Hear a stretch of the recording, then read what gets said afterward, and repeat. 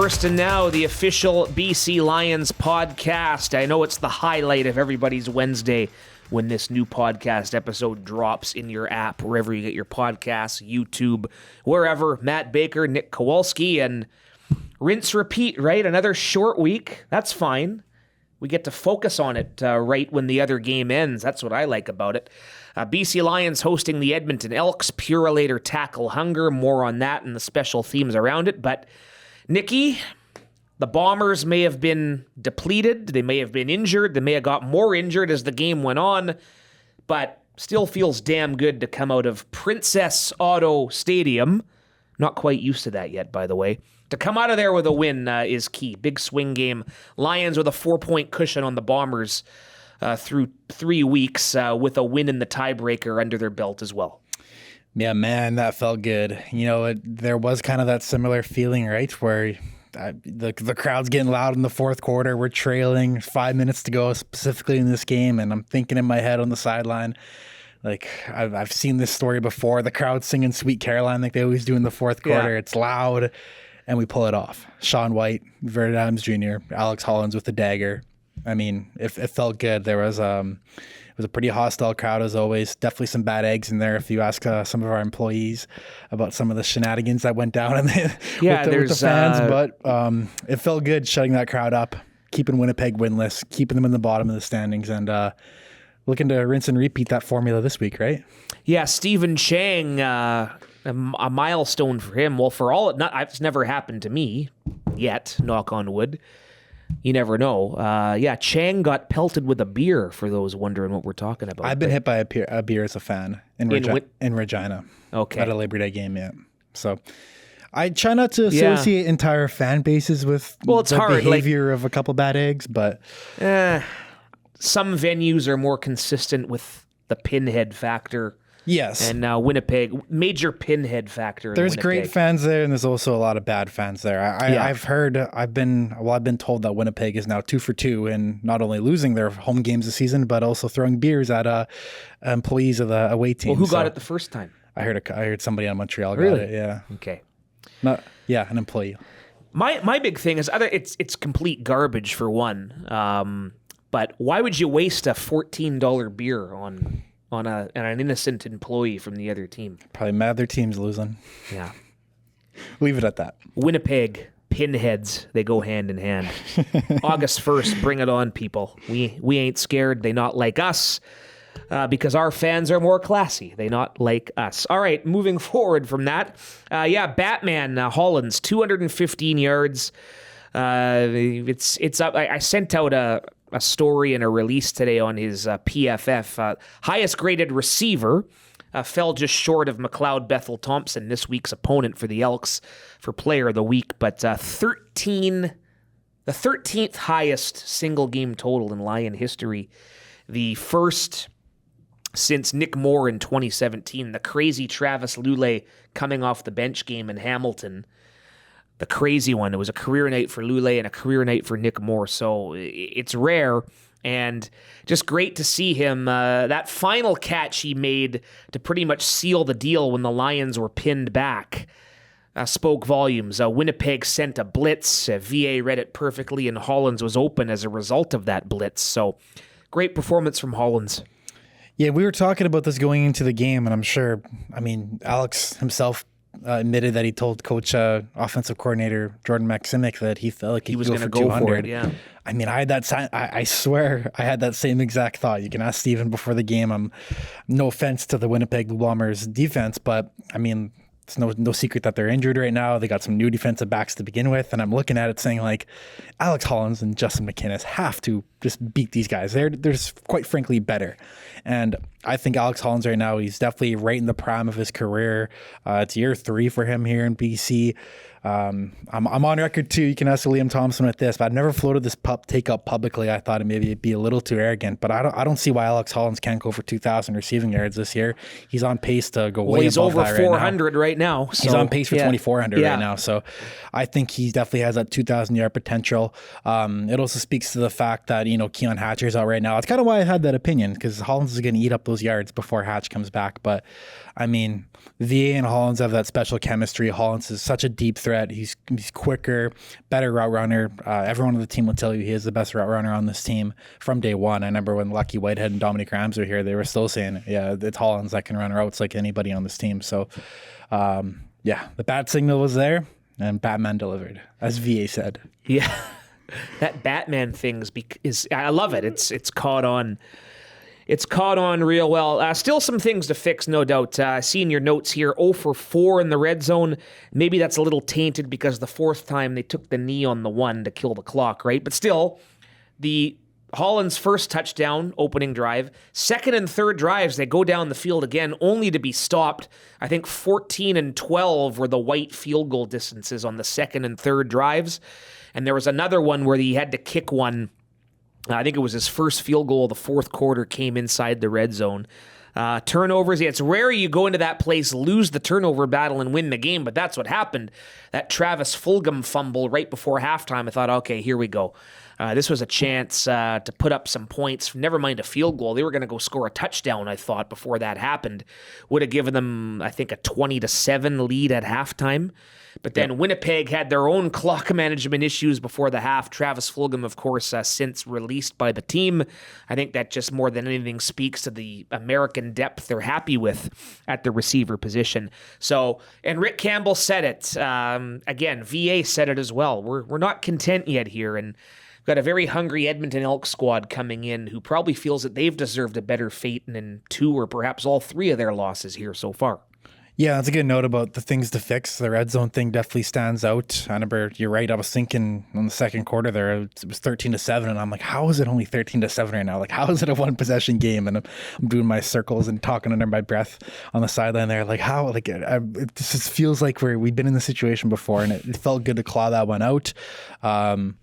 People are definitely giving Vernon his flowers now, which we've been banging that drum for ever since he got here and won that game in McMahon in 2022, that he was definitely going to be a QB1 for us. So, moving ahead now, stuff to fix. The defense, we still give up a couple 300 yards on total offense in the win, and although we put up 500 to kind of negate that, but it felt good. And one final stat I noticed too that I wanted to get down here is with Winnipeg, or going to Winnipeg. So since 2019 is when this kind of like unofficial D word for Winnipeg's kind of started, right? That's how it got sparked in 2019. Mm-hmm. So since 2019, BC has played Winnipeg 33, 11, 14 times. BC is 0-8 when their top rusher has fewer than 50 rushing yards. They're 3-2 when their top rusher has over 50 yards or hits 50 yards. So there's a key right there. William Stanback with balance. 83. Yeah. Dagger at the end of the game. Talked about it last week that having Stanback as his addition would prove vital. And I think right there it showed that, this might be a different Lions team this year coming on in these big moments. Yeah, Stanback went for 85. 83, I think. Yeah, but he earns every single one of those yards. Yep. So, love the Stanback number 31 in your digital program, which we always love producing content for each and every home game. We have to mention VA, the latest with him. A bit of a surprise when we got to the office this morning to find out that he would not be practicing. He was out there in his practice gear, did not take part. Woke up with some abdominal soreness. Rick Campbell, you can head to our YouTube page, bclions.com. We spoke with him, or the Moj spoke with him. Exclusive, yeah. He was gracious enough, Moj, to let us film the interview and post it on our content channels. Moj, always an outstanding team player that way. But I think Rick Campbell's exact quote was he's optimistic, above 50-50, that he'll still suit up. So he'll officially be a game-time decision when the depth chart drops, probably mid to late morning on Wednesday, and questionable on the injury report. So precaution. They feel they can afford to keep him. But again, he was out there, as we speak, as we talk about this, he's watching film. He's meeting back there with the quarterbacks and Jordan Maximic, Jason Tucker and company right now. So it's not like he's been totally absent, and we'll just hope for the best that there's no setback and all goes according to plan. He'll suit up. Yeah, and some other good news too, at least on the flip side, coming this week with Javon Katoy being a full participant. Yes. Obviously missed last week with another hamstring issue, so he looks to be good to go. Ben Haladic, maybe not. He hasn't practiced this week with his thumb injury, right? So that opens the door for Bolacumbo and even Ryder Varga to get more snaps, right? And I know Bolacumbo, he's only played 29 snaps this year. Like Ben and Josh have kind of been full-time go at the Will and the Mike positions, right? But Bolacumbo is definitely someone who's proven capable in the situation if called upon as a starter. And like I just said earlier, I think it kind of opens the door for Ryder Varga to get more snaps too. And I think that's only a good thing too, right? Ryder, I think, is someone with a ton of potential, right? But just kind of a victim of all this Canadian depth and the upbringing of Josh Woods too, right? Yeah, we've talked glowingly about this depth at linebacker. That's certainly going to be tested. We're going to get a breakdown on the Elks from Dave Campbell, the longtime radio analyst on 630 Ched. Perhaps get his thoughts on Game 7 of the Stanley Cup Final, the city of Edmonton. Can we say in mourning? Probably. It's funny. You come back down from 0-3 and Game 7, anything can happen. If you're an Oiler fan, you're probably optimistic that they were going to come out of Florida with the Stanley Cup. Game 7 was great theater, by the way. Just outstanding theater. I was hoping for overtime, but not always that those Game 7s live up to the billing, and this one did. But we'll talk to Dave maybe a little about the Oilers, see how his work life has been the past couple of months.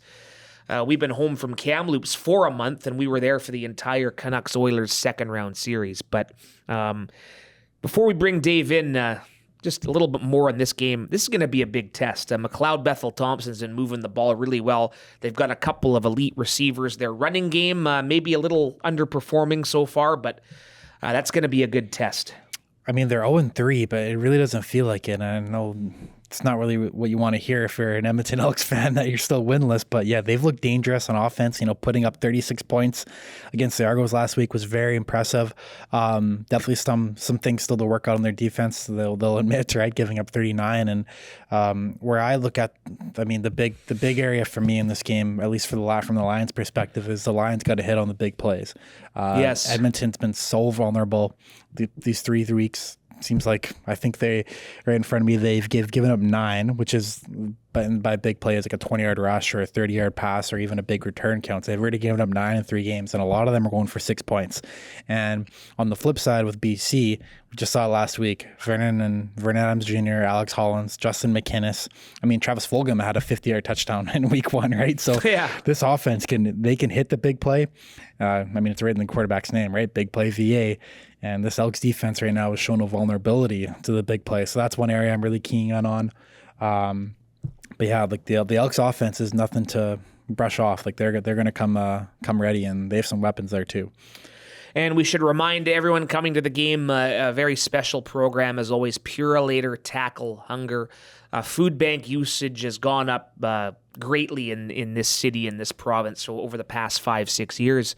So bring cash, non-perishable food items to donate at Terry Fox Plaza, and you get your picture taken with the Grey Cup, BC Lions and Edmonton Elks, 7 o'clock Thursday, the game, a presentation of Purolator, and I look forward to contributing to such an important and great cause that the BC Lions are proud to support. What is the mood in Edmonton, whether it's the Elks or the Oilers coming up short?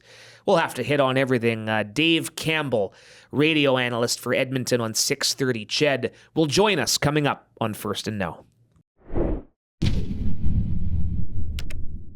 And it's our great pleasure to welcome to First and Now the long-time, and we mean long-time, radio analyst for the Edmonton Elks, 630 Ched, is involved with their evening show, and I'm sure it's been quite a busy couple of months, I would say, not just for football, for Dave Campbell with us here on the podcast. Dave, you get any sleep last night? What's going on?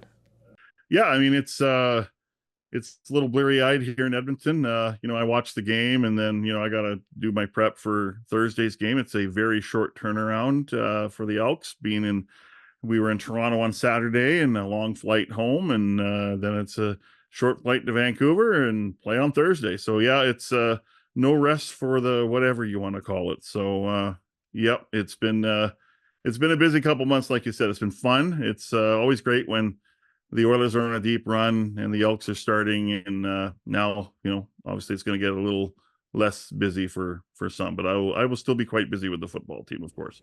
Yeah, for guys like us who don't play, we feel it with these short weeks. This is our third one in a row to start the season. Thankfully, we get the mini bye week, we call it, after this, because we won't be back at it until a week from Sunday in Hamilton. But hey, before we talk about the game, I mean, we're kind of alluding to it here. You've been on the radio scene in that city for a long time. You've covered a lot of bad Oiler teams as well as some good ones. Describe it in a few words. What was it like? The euphoria in the city. We saw that here firsthand in 2011. It's been a while. Game 7 loss as well. But how do you describe, from a working perspective, how exciting it gets? Well, I may say some phrases or words that might make people eye roll, but I mean, honestly, until you live here and experience it, I mean, it was quite the story. I mean, it was a storybook kind of thing. It was it was magical. It was euphoric. It was, just learning about adversity and how a group of individuals overcome that, right? And 2-9-1 start, 31st in the league. They're done in November. They're not going to make the playoffs. Forget it. Make a coaching change. Chris Knobloch comes in. They lose 3 games in a row, look awful in Carolina, and then they go on this crazy heater, 8 games in a row, lose 3 again, then they go on a 16-game run, win streak, and then they make it to the playoffs and down 2-1 and 3-2 to Vancouver, down 2-1 to the Stars in the West Final, down 3-0 to the Panthers, losing Game 7 the Stanley Cup Final. Just a remarkable story of adversity and a team that believed, a coach that believed in them.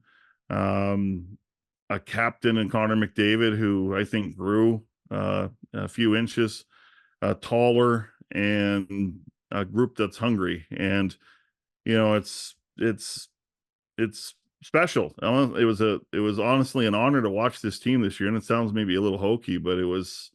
I don't know how many other, probably not too many fans in Vancouver cheering for the Oilers, but I think they probably captured a few hearts across the country. But yeah, it's just, that thrill of victory and agony of defeat. And it was really neat for fans who don't really remember 2006 and who wouldn't remember Todd Marchant winning in overtime over Dallas in 97. And those who don't remember the 80s or that 90 win. This was a special time. And, I say in 2006, they weren't supposed to be in the Stanley Cup. They're a contender now. And it'll be fun to see them, the rivalry with the Canucks, because I think they'll get better, and the Pacific will get, the Pacific is a monster of a division. So, yeah, it was a lot of fun. I mean, it was, they didn't finish the story. Maybe that comes later, but they were one heck of a story this year. Yeah, no doubt they'll be knocking on the door again. And yeah, we were in Kamloops for training camp for that entire Canucks-Oilers series. Added a little extra fun to the training camp routine, having some actual Canuck playoff games to watch in May. That never happened in training camp since I've been doing this Lions job. But anyway, shifting gears, there is a big football game to talk about. Edmonton Elks, just like the Oilers not too long ago, 0-3. But I think there's some promise with your football team there. I know you don't get there's no moral victories, that, but what positivities can the Elks hang their hat on right now as they look to get in the win column? Yeah, it's hard for an organization that has lost way too many football games over the last, almost 3 seasons. And under the Chris Jones era, it's only 11 wins, I believe, or 8 wins, if I'm correct, and 31 losses. So that's a lot of losing. This team does show a lot more promise, I would say, especially on offense. McLeod Bethel-Thompson, it was a bit of a controversial signing just because of, what Trey Ford did in his 10 starts last year, going 4-6 as a starter and 4-2 in the first 6 games. And a lot of people are like, why would you go to McLeod Bethel-Thompson? Well, because he's experienced and he's won before, and he's been money. I mean, he's 3 300-yard passing games. His best performance of them all was on Saturday in that loss in Toronto, 39-36. But he's come as advertised, and he's been, a treat to watch. The quarterback position, a good set of receivers, not running the ball very well, but they got MBT who gets the ball out fast, and On defense, they've shown flashes and they've actually played some long stretches of good football, but then they've given up too much as far as big plays go. And I tweeted out, I think on Sunday, they've given up 12 touchdowns, offensive touchdowns. 7 have been through big plays or explosions. And they're struggling with the run game on the perimeter, and they're struggling with getting pressure to the quarterback. And, they have good games, good stretches in games, and really bad stretches in games. And that's been really uneven. Special teams, Javon Leake has been getting better every week. Boris Beatty is someone that you can really count on and rely on in the field goal game. Their cover units, it's been up and down. Work in progress. Yeah. Work in progress, but they played 3 games that they could have won. I mean, they could have been 3. They could be 3-0 by now. They could be 2-1. But sometimes you don't get what you deserve necessarily, and you can play well and lose. And unfortunately, we're here again. We're they're 0-3, and people are like throwing flowers on them and saying, "Well, this is a great 3-0 team or 0-3 team." Sorry, and you just don't want to hear that, right? You just want to hear we got to win and we got to find a way to win games. And I think that's the next step here is win games. I think there's some winnable games coming up. I think any game you play almost is winnable. You just got to do the right things in a game to allow you to win. No, I echo that too, Dave. From an offensive perspective, they've definitely looked more dangerous. And the receiver room, I'm really curious to get your thoughts on it. Like, what's the kind of the dynamic this season been like? Because, Geno Lewis is that bona fide number 1. There's all this hype around Curly Gittens Jr. He's been delivering too. But then Dylan Mitchell's leading the team in yards and 13 yards a catch right now.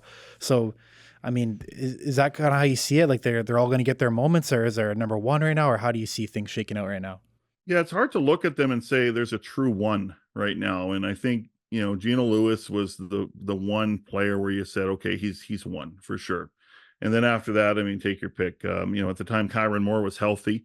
He's coming off a pretty good year last year in a tough season. But when you look at it now, I mean, it's clear that McLeod Bethel-Thompson and Curly Gittens Jr. have this great chemistry. I call Gittens Jr. kind of the Julian Edelman of the CFL, where he just finds open space. He's there, or he's, all of a sudden flash, he's there and finds open spaces and can, anywhere on the field, he is dangerous. And that's a comfort level for McLeod.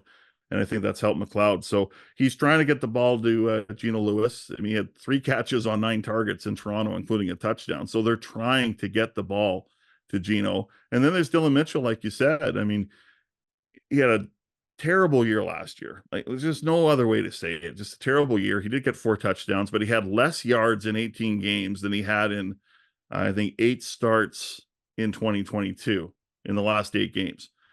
And just, he wasn't himself. So here he is. He comes to training camp. He's with the starting group. Then he gets hurt.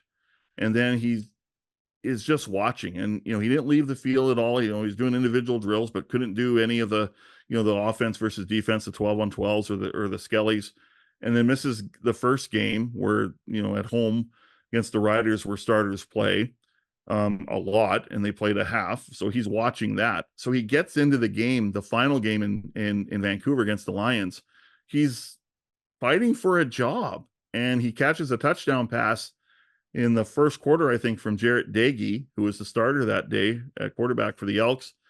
Then he gets pulled fast, and you're like, he's made the team. He found a way to make the team. And now he's, like you say, Nick, he's the 4th leading receiver in the CFL. One thing that impresses me about McLeod is the ability to go past 20 yards and get completions, so, that's getting much better, I think. And it really went off on Saturday in that direction against the Argos. So, he threw to 7 different receivers, Hergy Mayala, who sadly won't play on Thursday, but he's got 3 touchdowns in 3 games. And he came to camp. No one knew what his role was going to be. More of a insurance policy at the start, because we didn't know if Curly Gittens was going to be healthy because he's coming off that major hip surgery. Well, he didn't miss anything in training camp, or, he played that 1 game, and Hergy Mayala wins a job, for goodness sake. So he's not going to play. So we're going to see Gavin Cobb, the hometown boy in the Vancouver area on Thursday. So McLeod has been a wonderful treat to watch, how he leads his group, how he executes plays. His standard is high. I would say he's been the best quarterback since a gentleman by the name of Michael Riley played here. Definitely, but I know they came on the wrong side of that 39-36 shootout last week, and that's obviously a concern, giving up 39 points. But you look at that defense too. Outside of Lucius Purifoy, Niles Morgan, maybe Kai Gray, if you're a big CFL fan, there really isn't those well-known names in this defense, right? But through 3 weeks, have there been any of these new names that have stuck out to you? I have liked Elliott Brown up front as a defensive end. Now he's kind of like that AC Leonard type, Odell Willis type, who will drop into coverage and will rush from depth, and he's very quick.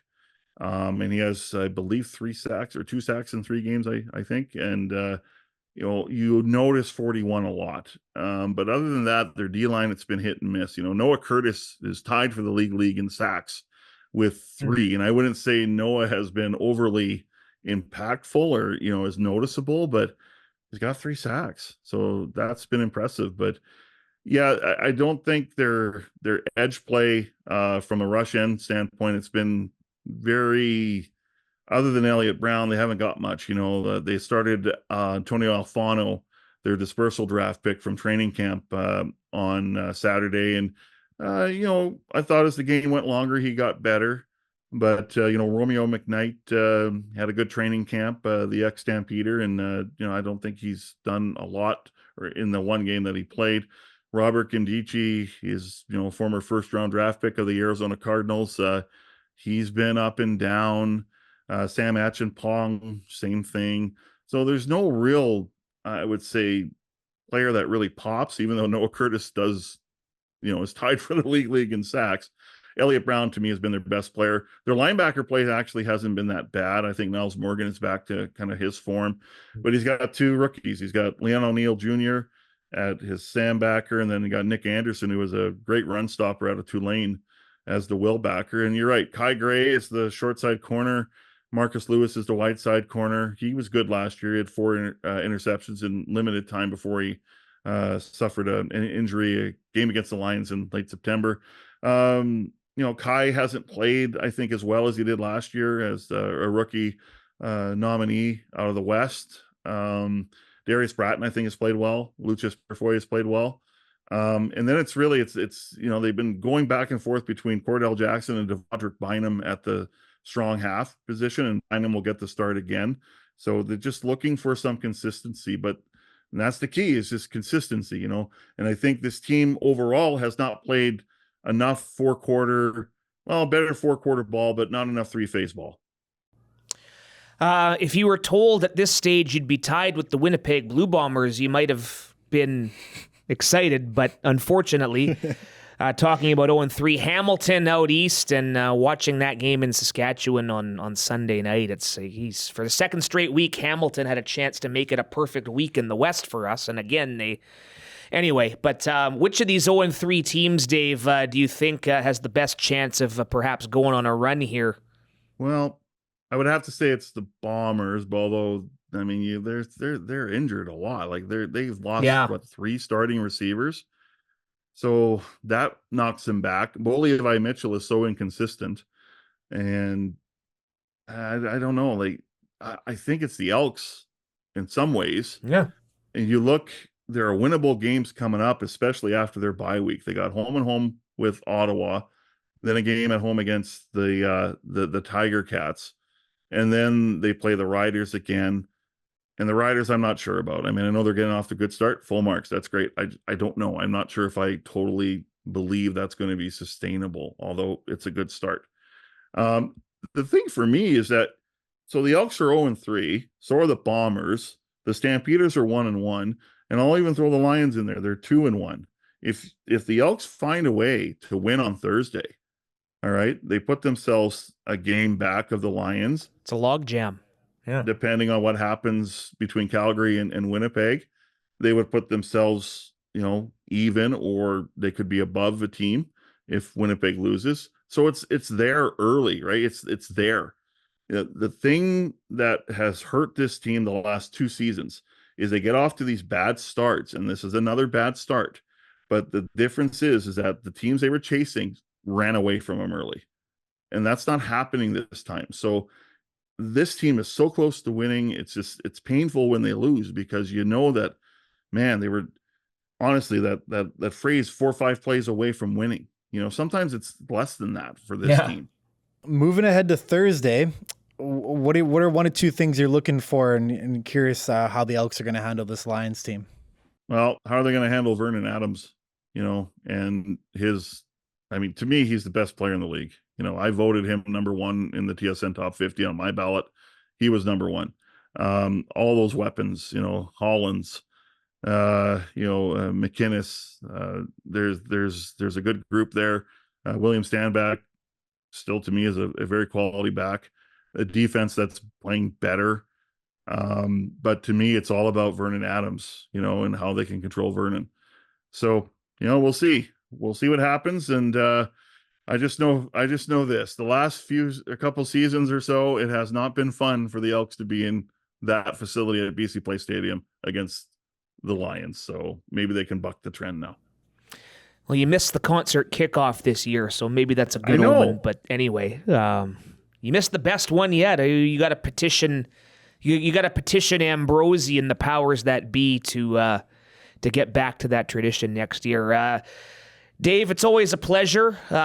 We appreciate you coming on, and after Thursday, try and get a little sleep after your 2-month grind there. So keep up the great work, and we always look forward to seeing you. Matt, Nick, great to talk to you. We'll see you on Thursday, okay? Awesome. Thanks, Dave. Safe travels. Love talking football with that guy, our pal Dave Campbell. He, alongside Morley Scott, provide the audio broadcast for the Edmonton Elks on 630 CHED, affiliate station on the Chorus network of 980 CKNW. Love how the Chorus stations over the years have gotten back into sports. Wasn't the case for a while when TSN radio was more of a thing nationwide. In fact, CJOB in Winnipeg, they got the rights to the Winnipeg Jets back a few years ago now. Yep. Before TSN radio, unfortunately, went under there. And when that happened, I remember thinking, okay, is Chorus making a comeback here in the sports game? It's good. I'm a guy who once lost my job at TSN radio. I don't wish the job loss on anybody at all, but these are heritage brands, heritage radio stations. So great to hear those guys in Edmonton as well doing their thing. There are a couple of things that stood out with the Elks you wanted to get in here. Well, we talked about their big name receivers, right? I mean, Dylan Mitchell has 274 yards for Edmonton. It's no Alex Hollins with his 400, but Mitchell even dropped a touchdown in week 2. I was watching their week 2 loss to Montreal. He dropped potentially a game-winning or game-changing touchdown in the third quarter for Edmonton, and it's one of those examples of how if that one play shifts, like there's a win column over the Alouettes, and they played obviously Saskatchewan really close in week 1 too, right? So. There's definitely a lot of weapons. I remember last year it was kind of like, okay, they got Gino Lewis, you got to zone in on. The year before, I remember Kenny Lawler was on the Elks in 2022. He was the guy you had to zone in on, but now it's Gino's still there. He found the end zone last week. Curly Gittens Jr., like Dave was talking about, everyone's been glowing over their connection he has with McLeod Bethel-Thompson, and we haven't even like we talked about too with Dave, Kevin Brown, the running back. He's been really quiet, and he's someone who he can break out anytime. Yeah, 6 yards a carry in his career before this season. So I don't know, 39-36 again. I'm not really down for that, but I'm going 30-25 somewhere in there. But can't take this to Elks team lightly. Is kind of the. I mean, this Lions defense gave up some yards to Zach Caleros and Chris Streveler and company. Brady Oliveira doing his thing. So that's a challenge for Ryan Phillips, I think, right? Yeah. I'm not expecting a Nathan Rourke 59-15 blowout here. Those days are over. You're on to something, I would say. So it'll be competitive, and at the same time, we were talking about the Elks allowing all these big plays. BC, or we're second in the league, whereas Edmonton's, I think Edmonton's 8th. Winnipeg's actually allowed more, thanks to us. But that just shows that while Ryan Phillips, it is kind of that bend don't break mold.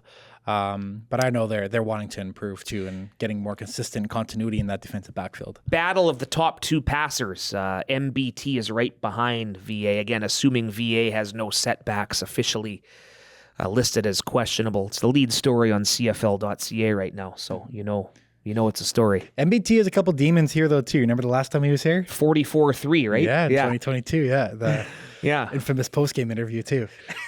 Yeah. Oh yeah. Look it up if you don't know. Oh yeah. It's a little inside joke. Well, not really because it's out there, but yeah. MBT had a funny exchange with one of because those are the days we were still doing it. Everyone was doing Zoom on the road. Yeah. So it was on lost in translation. The fact it was on Zoom made it even more funny. I got to recompose myself now. Yeah, that's good stuff. So, but should be a good one. Thursday Night Football for the first time in BC Place since 2022, since Dean Evans Tiger Cats came here. That's right. We did the Thursday preseason was our home game last year. Yes. Against the Kieran Burnham walk-off. Was that the one? Yep. Yeah. So, but excited. Good point. It's going to be a little different, be a little fun. Everything's all normal with the tailgate parties going on beforehand. So. Yeah, backyard party at 4, $5 Molson Coors. There's a build-your-own Caesar bar, too.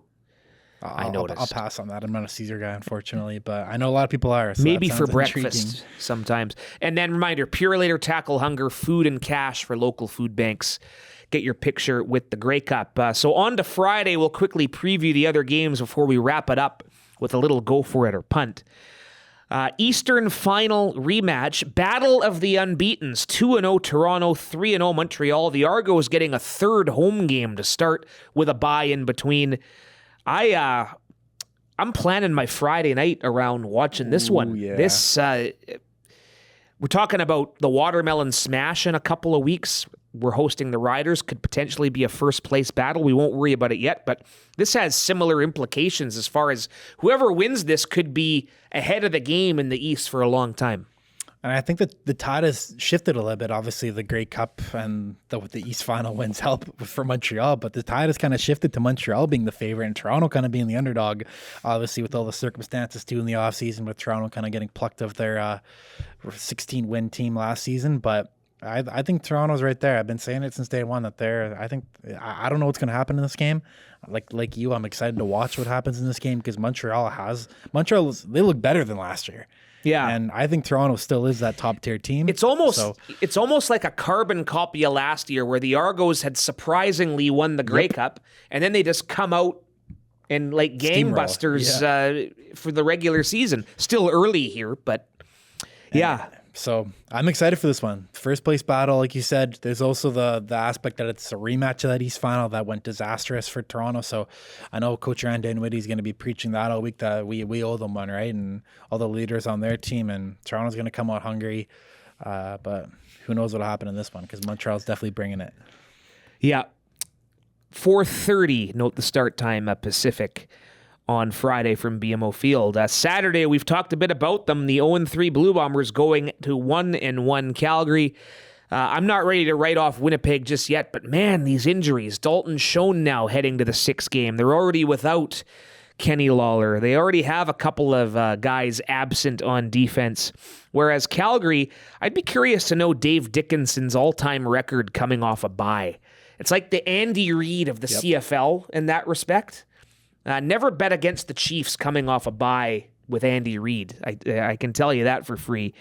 That's all the gambling talk you'll get on here. But a tough spot for Calgary here, maybe. But if Winnipeg drops to 0-4, are you going panic button already? Like, what are you doing? Poor Winnipeg, yeah. I mean, like you said, they're banged up, but they're already pulling out all the stops. I thought we got that last week with Chris Drevler. Yeah.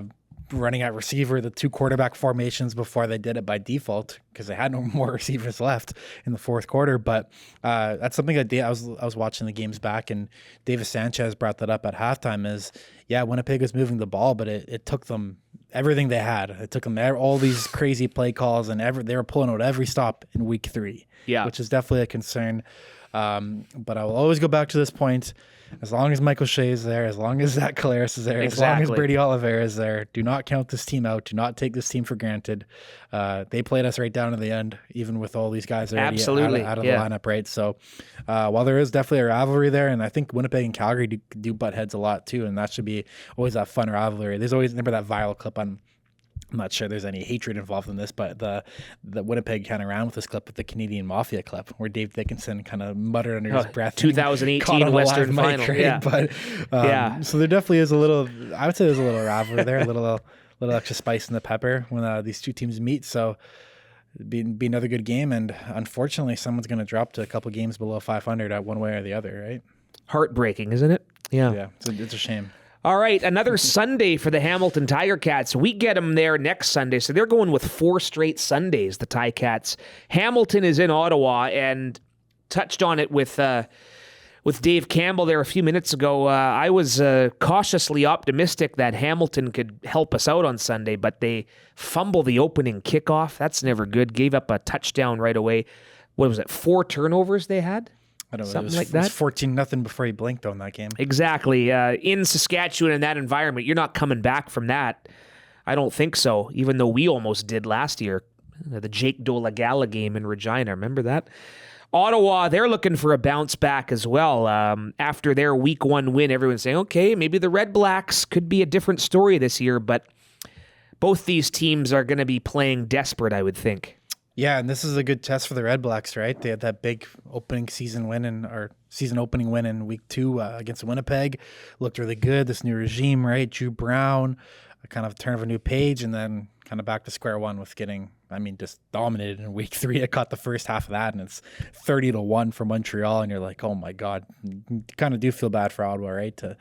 They've been going through some hard times these past couple of years, but now they have an opportunity to bounce back, show that was a blimp, and they're moving forward with Drew Brown. But Ottawa did make a good second half out of the game. At least they showed some fight, which is encouraging too, right? So, but Hamilton, I kind of put Hamilton a little in the same boat as Edmonton, where they just don't look like an 0-3 team. Like, they're not just getting, Saskatchewan didn't go well, but they had them in week 2 and they blew it.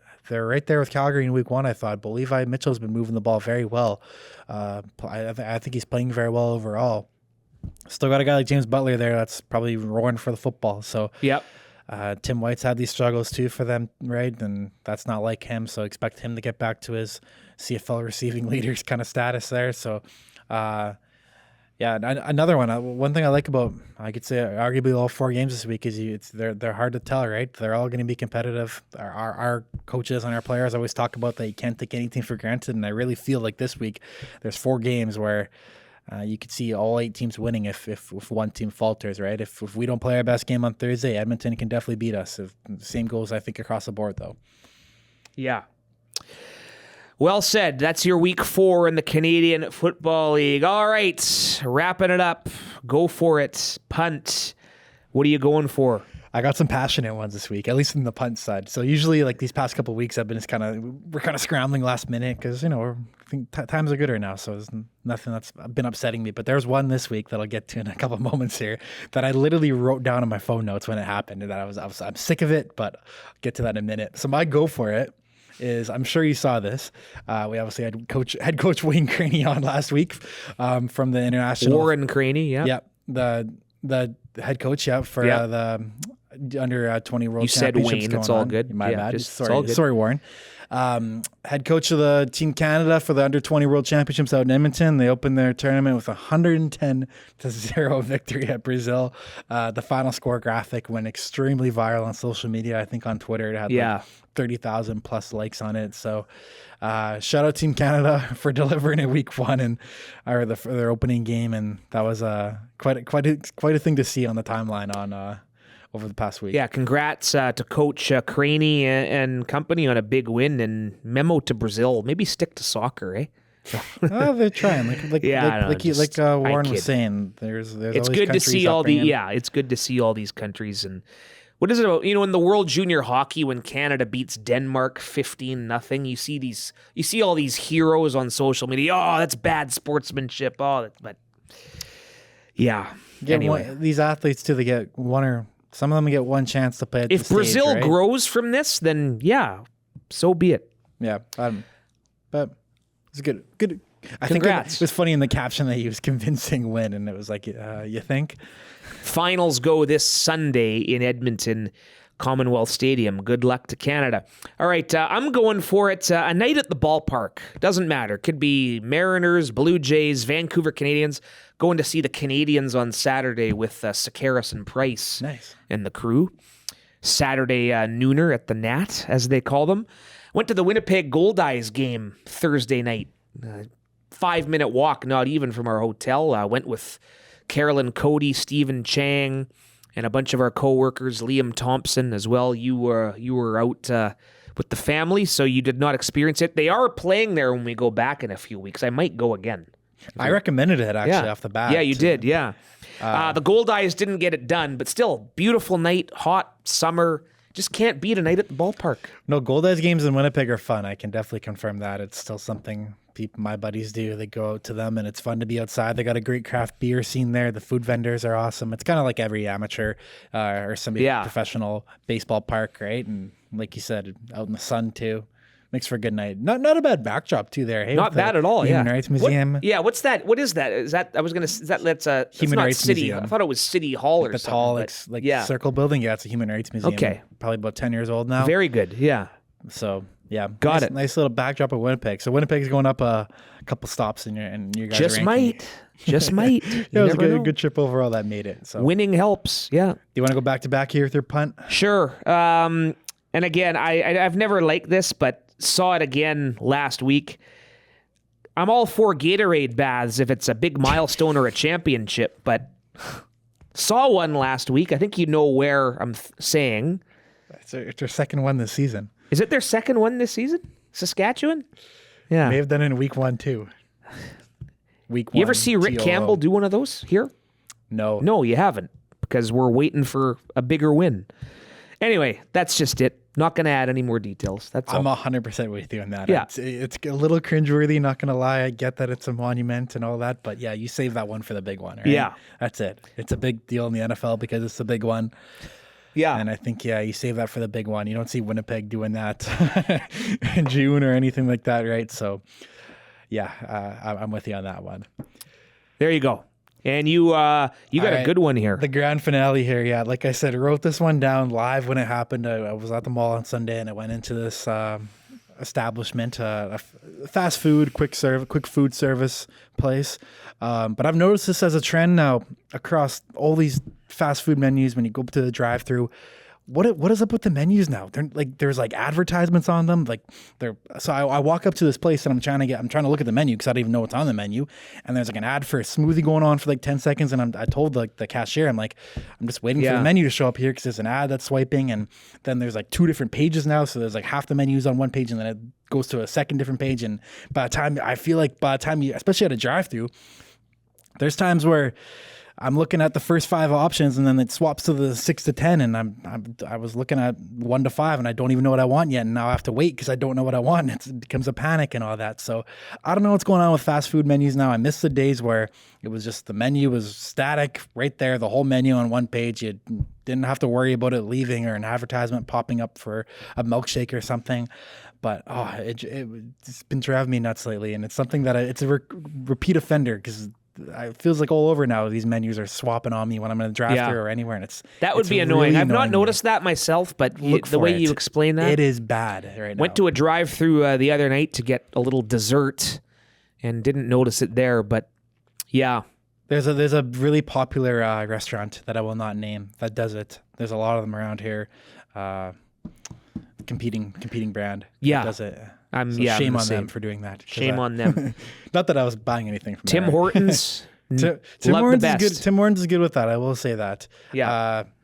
The drive-through on King George by Esso there is good with that. Yeah, very good. But other places, quit it. Cut Punt. it out. Yeah. Punt. Putting that. I got to read your menu. I want to know what I want. Awesome. Ending on a good note, Lions and Elks Thursday night football, Purelator tackle hunger again. Another reminder, it's worth reminding, cash and food items for local food banks. Get your picture with the Grey Cup. The Grey Cup fan base, I was told, will be part of this as well. So if you're a fan, a season ticket holder who's bought your name on it, go check that out. All the more reason to bring a food bank donation and support Purolator Tackle Hunger. Subscribe, rate, leave a review. Check out all of our content on YouTube, bclions.com. Going to talk to Andrew Pearson on BC Lions on Tap this week. Subscribe to the Lions Audio Network feed to get that weekly podcast.